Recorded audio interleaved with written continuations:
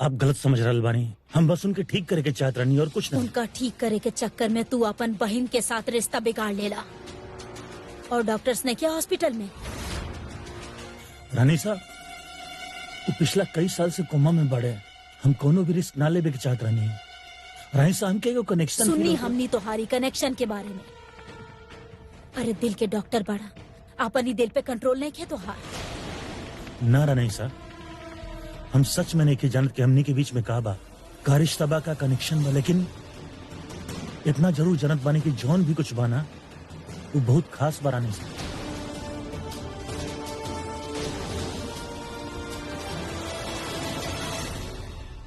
और हमरा साथ जे तोहार रिश्ता बा ओकर का। इतना साल तोरा पाल पोस के बड़ा कनी ओकर का।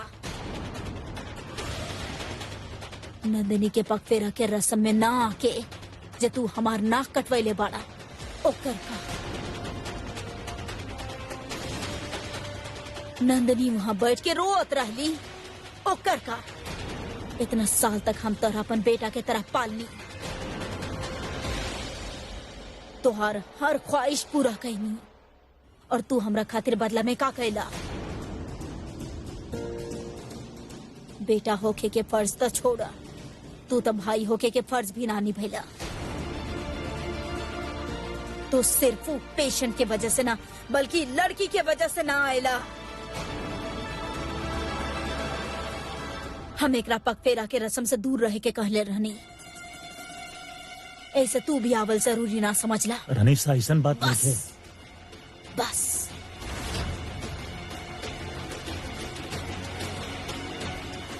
शायद तू और हम हमेशा पराया ही रहब।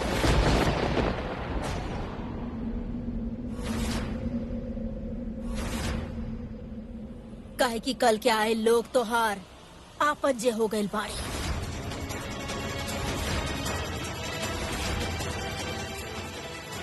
और ये जे 30 लाख के बिल बा तोहारी पेशेंट के, ओकर बारे में हम तोरा से बाद में बात करा।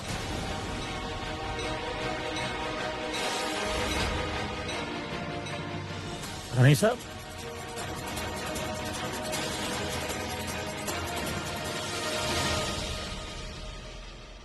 मासा, हमने के चलल जाए। आई वीर, अबू पेशेंट पूरा तरह से ठीक तो बना? हाँ? हमार मतलब आप अभी अभी कहत रहनी ना कि आप उनकरा पे कुछ नया इलाज करत बानी, यही से हम पूछत नहीं। ओ कोमा में रहले? जी हाँ, लेकिन अब ठीक बड़े दादी साहब। आप दोनों उनके जनक बानी का?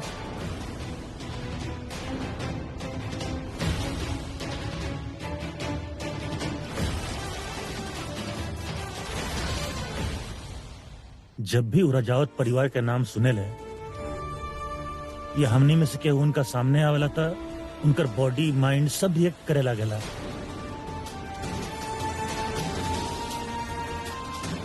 देखिए पापा दादी साहब, हम उन्हें कैसे भी ठीक करे के चाहत बनी, उनका परिवार से मिलावे के चाहत बनी। बस यही से पूछत बनी आपसे। एनीवेज पापा, रानी साहब सबसे बहुत गुस्सा हो गई ना? ना ना, तू उनकर चिंता मत कर। अब राजेश्वरी के गुस्सा जितना जल्दी चढ़ेला उतने जल्दी उतर भी तो जाला। You know that, don't worry. ठीक बा, हम लोग शाम में मिल जाए।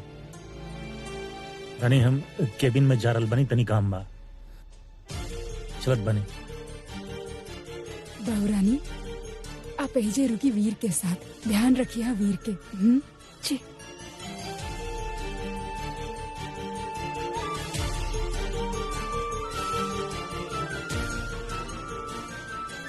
चलल जाए मासा। दिग्विजय, बस हम एक बार उनकरा करीब से देखे चाहता नहीं। एक बार।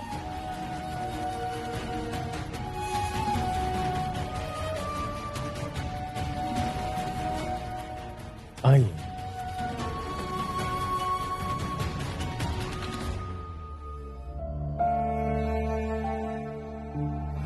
इतना साल तक हम तोहरा के अपन बेटा के तरह पालनी, तू हमरा लिए बदले में का कैला?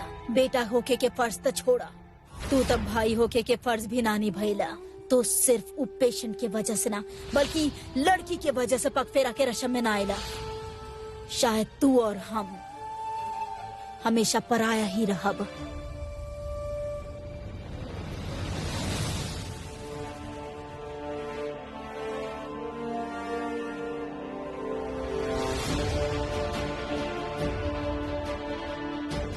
अब चाहे जितना भी आंसू पोंछ ली डॉक्टर साहब,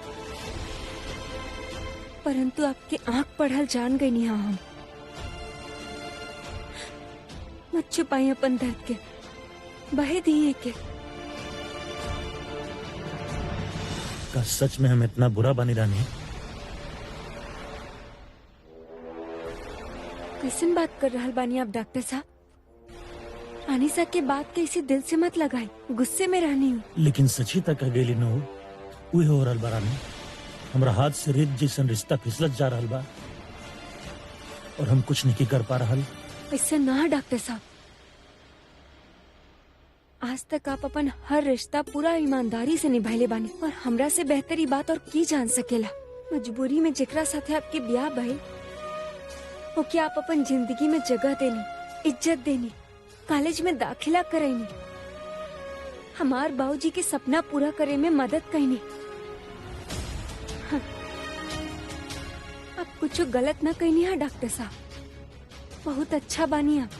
और आप गिरधारी काका खातिर जे कुछ भी कहनी, वो सिर्फ आपकी अच्छाई की सबूत था।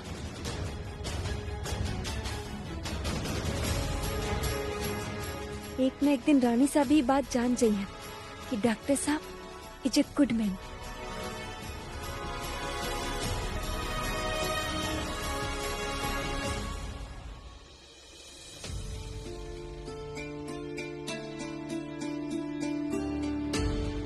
आई मासा,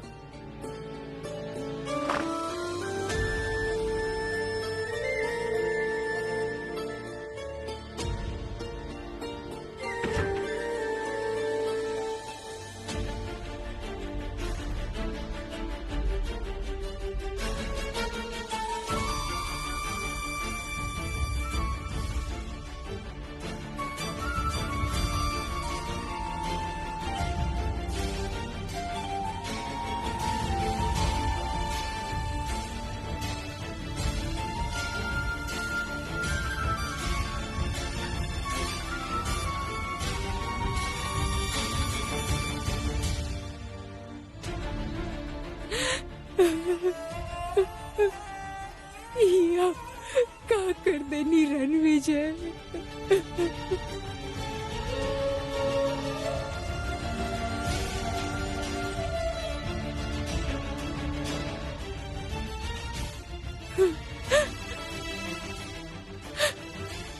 दिग्विजय, हमके अपन बेटा मिल गए।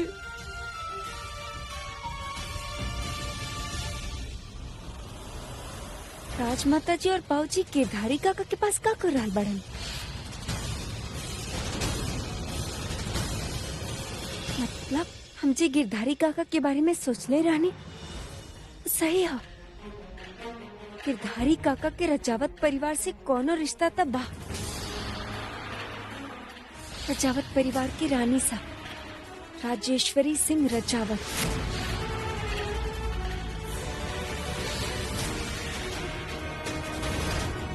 परंतु का हो सकेला?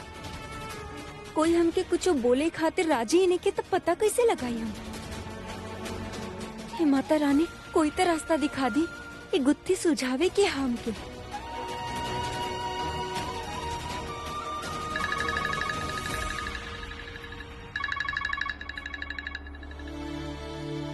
हेलो, के बोल रहा ला? हम रोनित बोल रहल बानी। का हम रानी से बात कर सकता नहीं? रानी ही बोल रहल बानी। एक्चुअली तोहरे कॉलेज में पढ़े नहीं। जी कहीं? तू न्यूज़पेपर में केहू के फोटो छपौले लू, राइट? हाँ, आप जाने नहीं का उनके? एक्चुअली हम केहू के जाने नहीं, जे उनकरा जाने ला, तो शायद वो तोहरा सारा इन्फॉर्मेशन दे सके। अरे ये तो बहुते बढ़िया हो गए। थैंक यू रोनित जी, आप आप एगो काम करिए, आप ओइजे रही, हम अभी आवता नहीं, ठीक है? कहीं मत जाइए। अच्छा ओके। ठीक है। हे माता रानी, आप तक गर्दा उड़ा देनी, ये तो बहुत बढ़िया हो गई। जौन सच के आप दोनों छिपा रहल बानी, ओके जड़ तक पहुँच के रहब हम।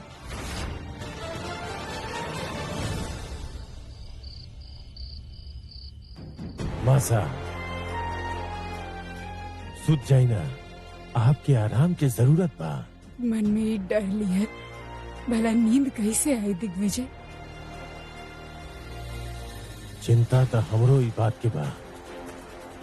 आज तक कोनो तरह से वीर और राजेश्वरी के सामने सच आवे से टल गई, लेकिन कल के जब वीर के अपन असली माँ बाप के बारे में सच पता चली था, का होगी? खैर, आप छोड़ी बात के, जे भी बा हम देख ले। आप बस अपन सेहत के ध्यान रखिए। सुत जाइए, हम चलत नहीं।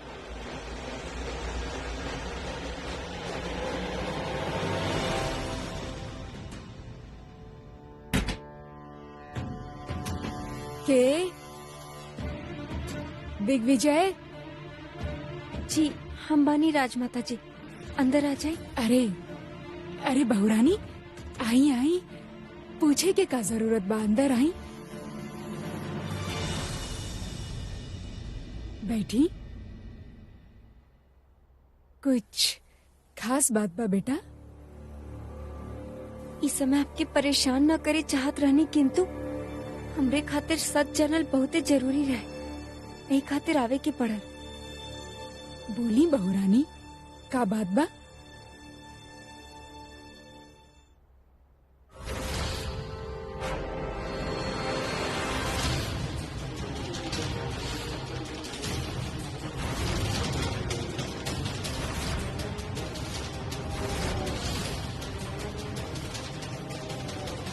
के बाई?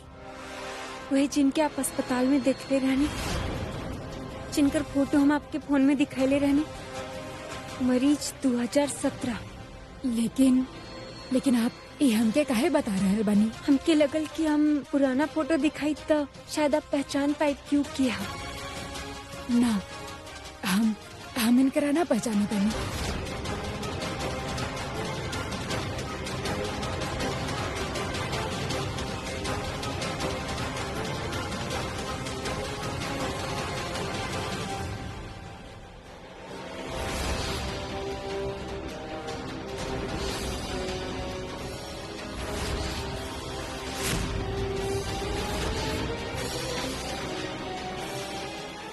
अब भी आप यह कहा, अगर आप इनकी न जाने नहीं तो फिर आप और बाबूजी फोटो में का कर रहल बानी इनके साथ? हमके लगल ही रहे कि आपके कुछ याद ना है, ऐसे पहले ही से सारा सच जान के आईनी। हाँ, आपके के बतैलस? कुमुद काकी।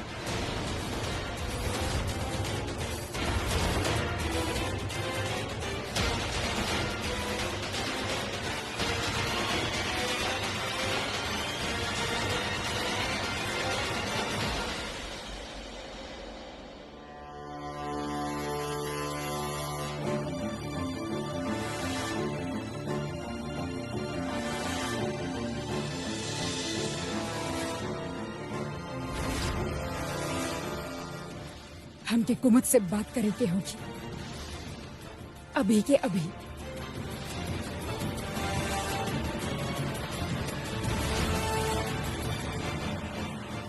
कुमुद जी राजमाता, आप यहाँ?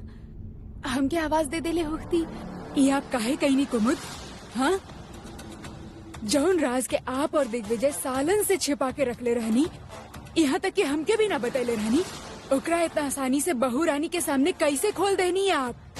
आपके अंदाजा भी बा कि आपके ई बेवकूफी के वजह से कितना जिंदगी पे असर पड़ी। राजमाता, अरे परिवार तना, कम से कम वीर के बारे में तो आपके सोचे के चाहत रहे ना। का बीती उनकरा पे जब उनके पता चली कि उनकर पिता दिग्विजय ना बल्कि उनके खुद के पेशेंट 2017 यानी कि हमार बड़ा बेटा रणविजय बाड़े अब बहुत बड़ा गलती कैले बानी कुमुद। आपके बहू रानी के वो तस्वीर ना दिखाए के चाहत रहे। ये आप का कह रहल बानी? आपके जरूर कोनो गलतफहमी भइल बा। नहीं हम बहू रानी के कुछ बतानी, नहीं ओकरा कोनो तस्वीर दिखैले बानी। का आप ना बताइनी? तो फिर के बताइलास?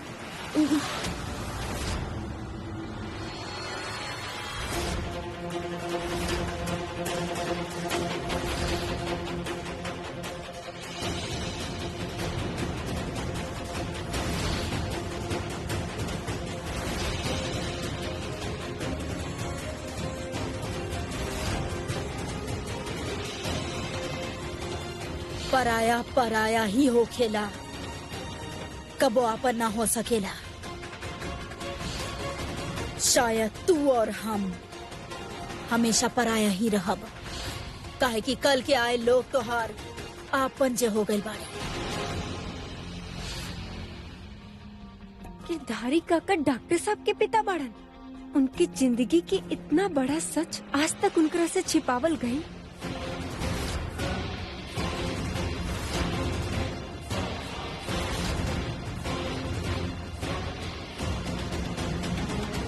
अरे बहू रानी एक बार हमार बात तो सुनी। इतना बड़ बात अब डॉक्टर साहब से छिपाई। हमके तो यकीन ही ना हो रहा कि आप सब लोग ये सब। बहू रानी देखी, आप गलत मत समझी। जे बहिर जेकरा पे ये सब गलत है कुमुद काकी। इतना साल से डॉक्टर साहब न जाने का कुछ न सह रहल बानी। बार बार अनाथ बुला के अपमानित कई गई है उनके। तो उनकर हक न बनेला ही जाने खातिर कि उनकर बाबूजी के बाड़न ना। इतना बड़ सच हम उनकरा से न छिपा सके ना। हमें उनके बतावे के ही होगी। ना ना ना ना देखिए ऐसे मत करी। बहू रानी हमार बात तो सुनी। तोहार हिम्मत कैसे भइल ऐसन करे के?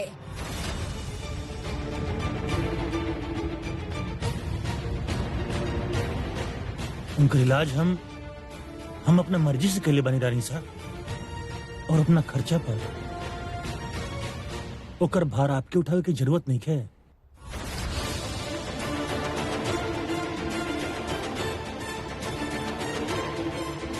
यही से प्लीज ही चेक आप रख लें।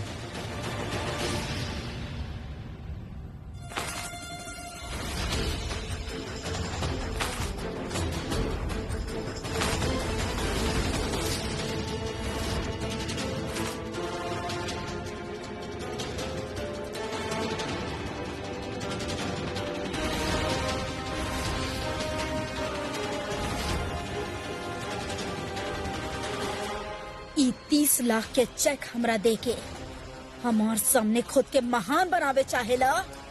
एहसान चुकावे के बहुत शौक चढ़ल बा तारा के, तो चुकावा एहसान। बचपन से लेके आज तक हम जौन कुछ भी कैले बानी तोहरा खातिर, उ सब वापस करा हमरा के।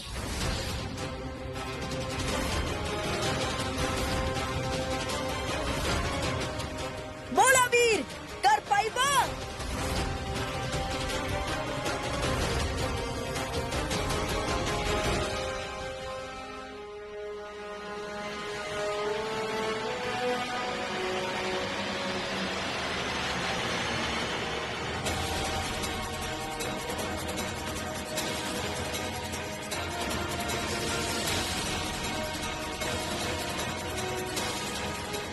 बहुत हर्ट कैले बड़ा तू हमरा के।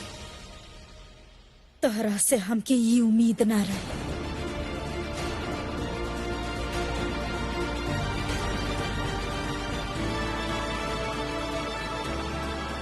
रानी साहब,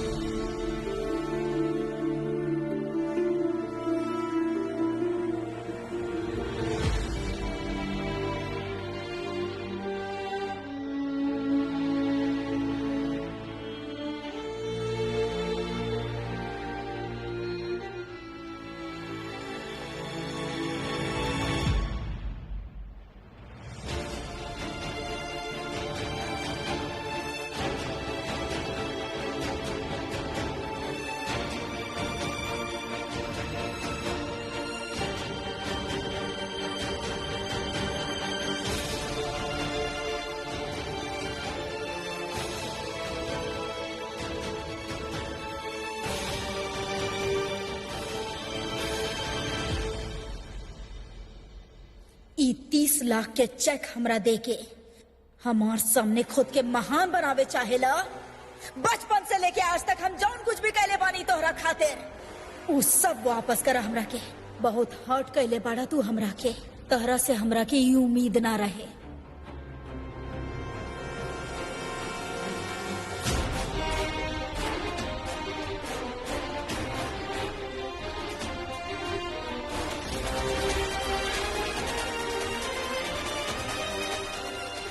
आपकी तकलीफ में ना देखल जाला डॉक्टर साहब।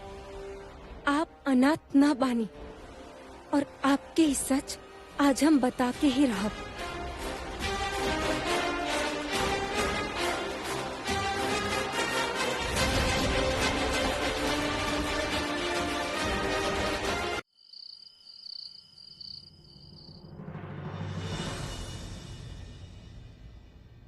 ई 30 लाख के चेक हमरा देके हमरा सामने खुद के महान बनावे चाहेला। बचपन से लेके आज तक हम जौन कुछ कैले बानी तोहरा खातिर उ सब वापस कर दा हमरा के। बहुत हर्ट कैले बार तू हमरा के। तोहरा से हमरा ई उम्मीद ना रहे।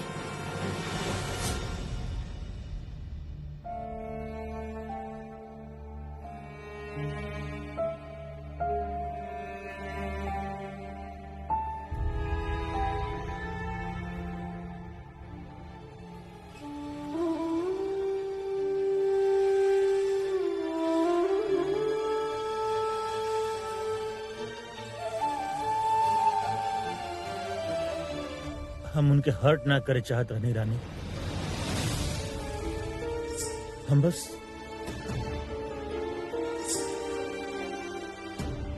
रानी ई परिवार रानी से हमरा खातिर जौन कुछ कैले बड़ी, हमरा जैसन अनाथ खातिर जौन कुछ कैले बड़ी, ओकर एहसान हम 7 जन्म में भी ना चुका पाई। ये बात हम जानत बानी। फिर काहे कहली रानी साई से? रानी हम जौन फैसला ले ले बानी ओकर भुगतान ऊ काहे करी है? उनका संगे हमके कनेक्शन फील हो खेला, लेकिन वो एक घर के सगा तो नहीं खन्ना। बस यही से हम सोचनी थी कि पैसा दिहल सही रहे, लेकिन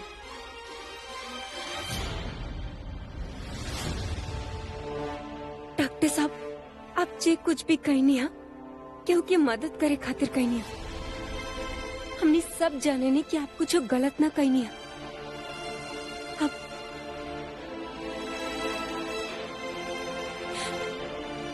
इन्हें देखिए, हमार तरफ देखिए। हम क्या आपके कुछ बतावे क्या?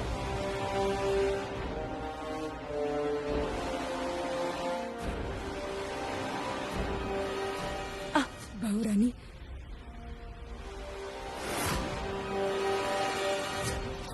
हमके आपके मदद चाहिए। आप आई हमरे साथ।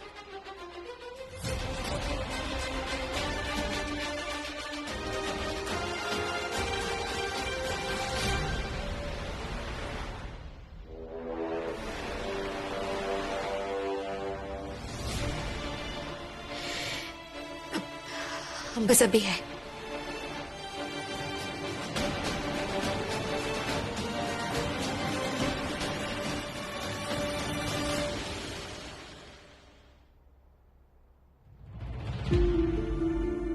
यही घर के बेटा बाड़न राजमाता जी, फिर भी बार बार उनके अनाथ होके की दर्द सही पड़ रहा ला। टूट रहल बाड़न अंदर ही अंदर। ना देख सके नहीं हम उनके ऐसे। समझे की कोशिश करी बहू रानी। हम आपसे हाथ जोड़ के विनती करे नहीं राजमाता जी, उनके सच बतावे से हमके मत रोक प्लीज। हम भी वीर के सच बताए चाहत नहीं, लेकिन हमके थोड़ा समय चाहिए। राजमाता जी बचपन से लेके आज तक उनके अपन सबसे खास रिश्ता से दूर रखल गई है, परंतु अब और ना। मत करिए ऐसा बहू रानी। आप वीर की ये बात मत बताई। आपके हमार कसम।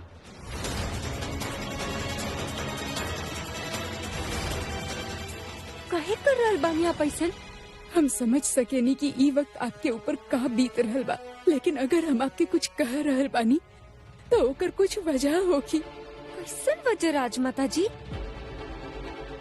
वही वक्त हम आपके ना बता सकेनी, बस इतना कह सकेनी कि अगर आप ही घर के शांति चाहत आनी ना तो फिलहाल आपके ई राज के अपना तक ही सीमित रखे के पड़ी। हम आपसे रिक्वेस्ट कर रहल बानी, बस कुछ दिन खातिर आपके हमार कसम आप ही बात केहू के ना बताइए।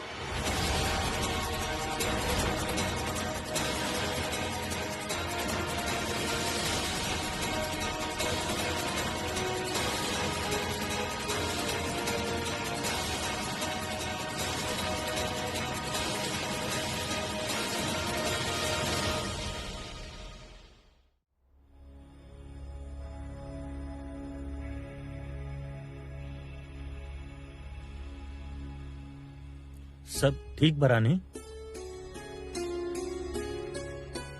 आप वीर की बात मत बताई, आपके हमार कसम। जी डॉक्टर साहब सब ठीक है। कुछ कहे वाला रानी ना आप? हम बस आपसे इतना कहे चाहत रहनी कि आप खुद के बुरा मत फील कराई। अनीसा के गुस्सा तो ऐसे ही शांत हो जाए, टाइम के साथ साथ सब कुछ ठीक हो जाला।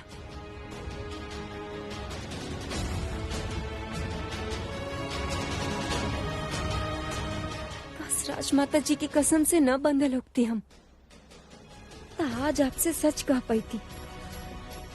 हमके पता लगावे के होगी कि ऐसा का मजबूरी है जेके खातिर इतना बड़ सच पे पर्दा डालल जा रहा है।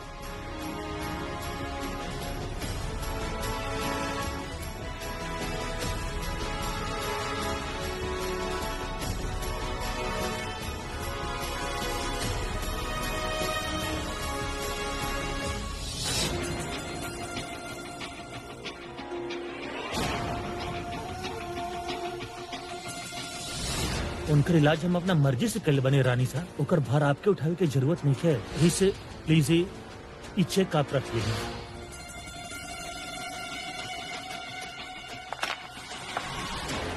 रानी के सामने ही प्यादा के काबिल साध।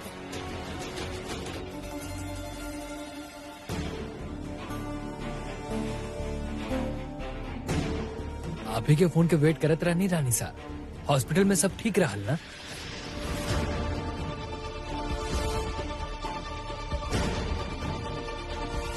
वो आपसे बात ना हो पाइल रहे ना, तो हम घर पे फोन कर ले रानी। ओजा से पता चलल कि आप हॉस्पिटल गई बनी। यहाँ कुछ ठीक नहीं खे जाए, सब कुछ बिखरे के कगार पे बा और ऐसन होखे से रोके खातिर हमरा आपके मदद के जरूरत बा।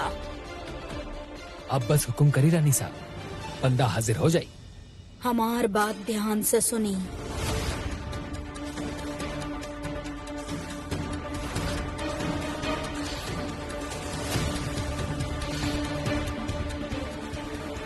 समझ गए नी ना?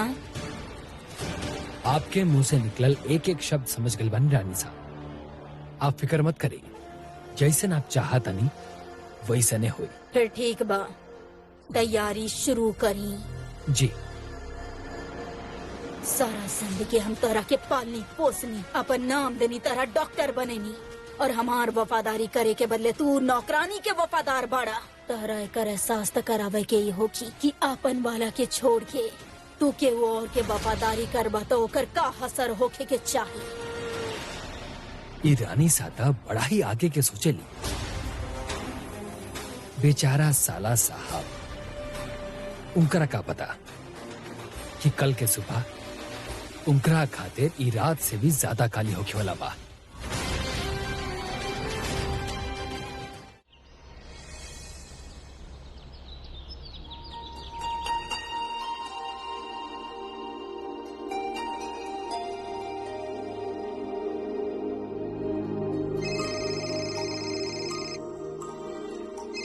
रानी बिटिया, हे रानी बिटिया, कैसन बाड़ू तू? देखा हम माता रानी के लगे तोहरे खातिर प्रार्थना करत रहनी और देखा तोहर फोन आ गई। बाबूजी की जरूर पता हो कि रणविजय जी के बारे में। इतना बरसों से जाने नहीं हूँ रजावत परिवार के। बाबूजी हमके थोड़ा से कुछ पूछे के रहे। हाँ, का भेल रानी? इतना परेशान काहे लग रहा बाड़ू? वो डॉक्टर साहब के बाबू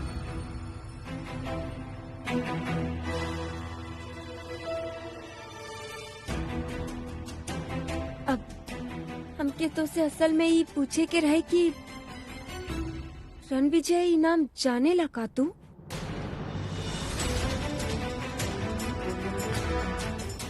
रणविजय? अरे बिटिया, ई नाम के लिए तोरा सामने? अरे तू भी सवाल मत पूछ हमरा से, बतावा ना जाने लगा तू उनकरा के? उ राजमाता के बड़का बेटा बाड़े।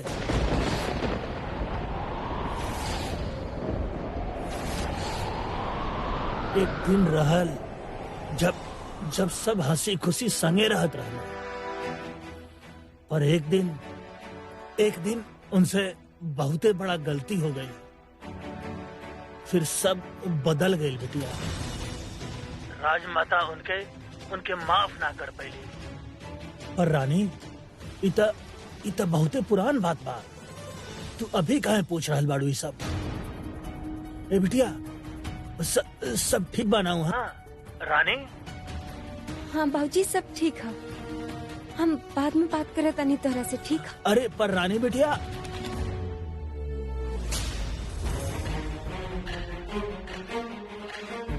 इससे का गलती हो गई उनकरा से कि उनके घर छोड़ के जा पड़े?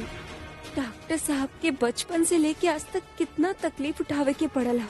हमार जानल बहुते जरूरी है। माता रानी मदद करी।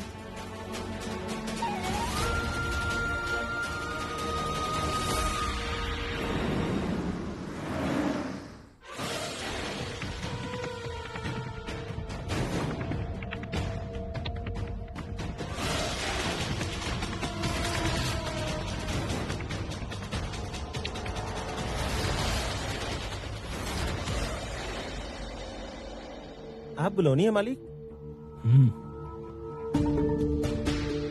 ये रखा। अबे हम तो भूले गए नहीं, पिछला बार हमार सच वीर के सामने खोल देले रहला ना तू। गलती हो गई रहे मालिक, एगो मौका और दे दी ना। आखिरी मौका।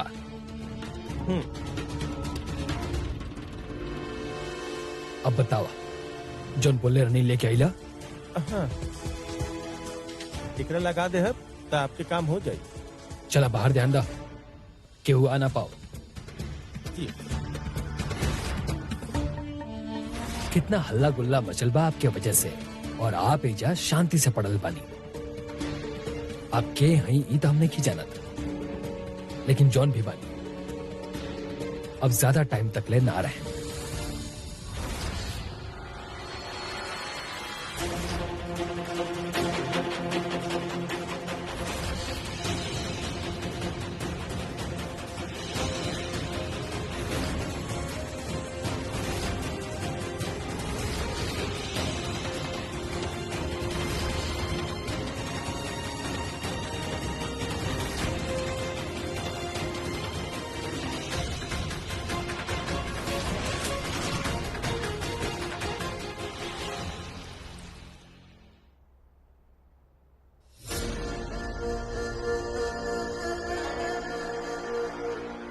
रानी कहाँ रह गई? जय के फोन काहे ना आ रहल बा? अभी तक काम पूरा हो जाए के चाहत रहे।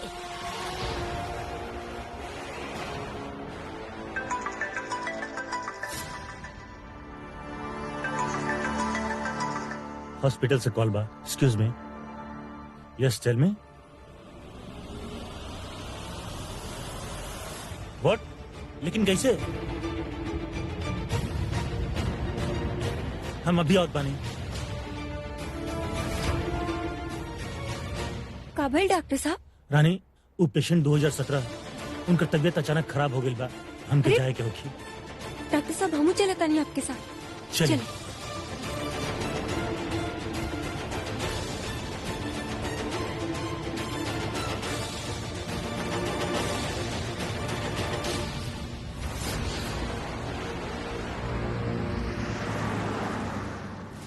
एक्सक्यूज मी, का भइल हटी? सर पेशेंट की तबीयत एकदम से बिगड़ गई बा, समझ में नहीं कि का हो गई सर।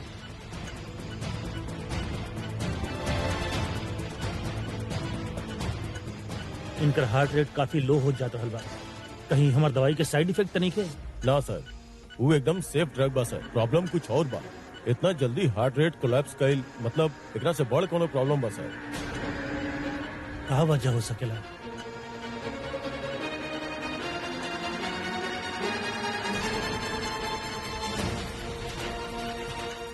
ई ना हो सकेला। इतना साल बाद डॉक्टर साहब अपन बाबूजी से मिलल बाड़े, अभी तो उनके सच तक ना पता। आपके उनके बचावे की उखी माता रानी ई मोड़ पे लाके आप दोनों के अलग होके ना दे सकेंगे।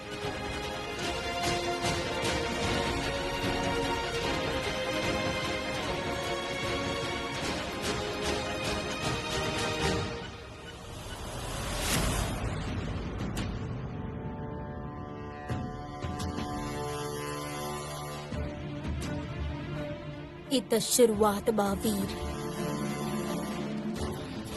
हमार हुक्म ना माने के सजा अभी बाकी बा। उ रानी के वजह से तू अपन रानी सा पर सवाल उठैला।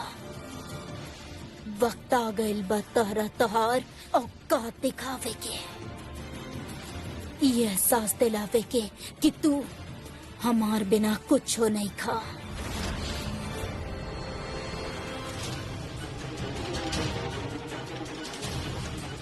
अब इनका हार्ट रेट तेज होकर जात बा। दिस इज नॉट गुड फ्लक्चुएशन। हमनी के कुछ ना कुछ करे के पड़ी, वरना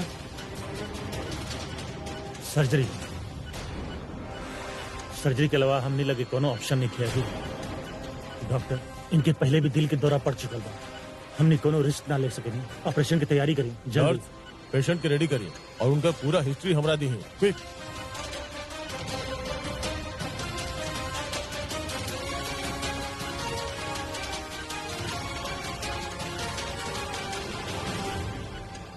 डॉक्टर साहब, जे भी हम जाने नहीं आप इनके कुछ ना होके दे।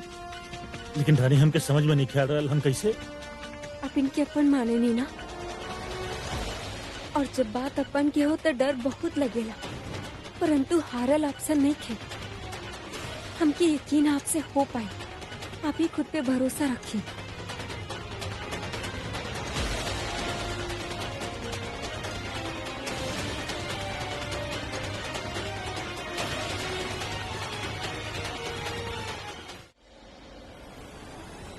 इतना जल्दी हार्ट रेट कोलैप्स कइल मतलब एकरा से बड़ कोनो प्रॉब्लम सर। भाई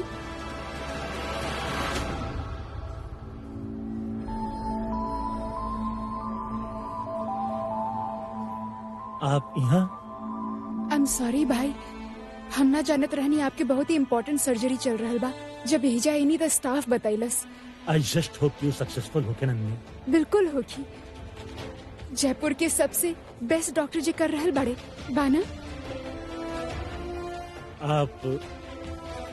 आप अभी भी नाराज बानी ना हमसे? थोड़ा सा, लेकिन ओकरा बारे में हमने कबो और बात करब। आज हम आपके पास आइल बानी काहे कि हम खीर बनैले बानी। आज हमार पहला रसोई रहे भाई, और अगर ई खीर आप टेस्ट ना करती तो हमार रस्म तो पूरी हो ही ना पात ना। आप खाए हमरे हाथ से?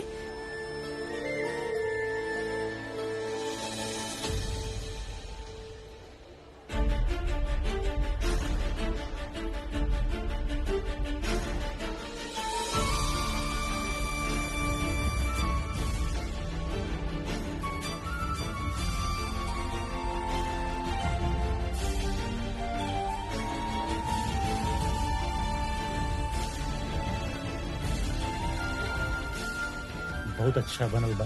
थैंक यू भाई। हम आपसे बदतमीजी कहनी, यही से आप हमार मुंह दिखाई पे ना आई नी ना। नंदिनी, हम ना भाई, गलती हमार बा।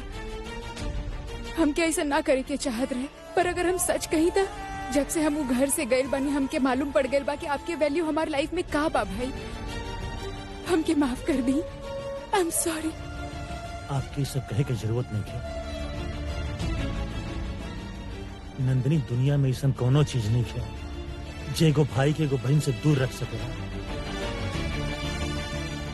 सर्जरी खातिर देर हो रहल बा, हम बाद में मिलत बानी। जी भाई, ऑल द बेस्ट।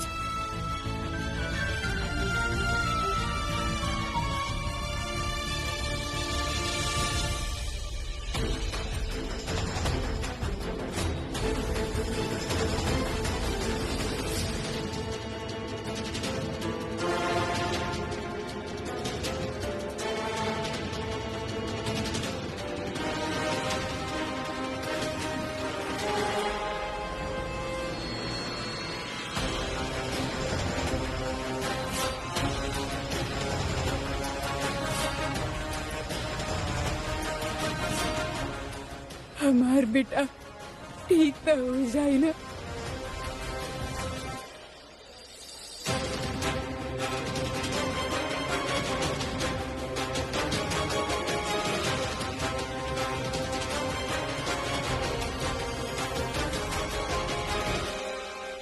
डॉक्टर साहब अभी तक काहे ना आइलन?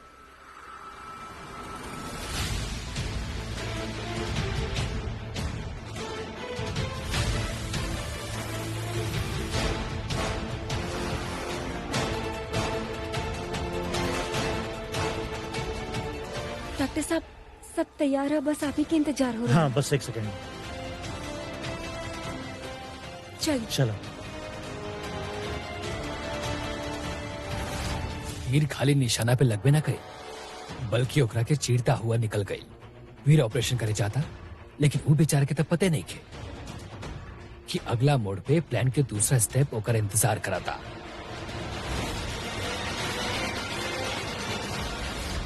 अगला 1 घंटा में जे तोहरा साथ होके जा रहल बा वीर, ओकरा तोहरा के अंदाजा भी नहीं खे।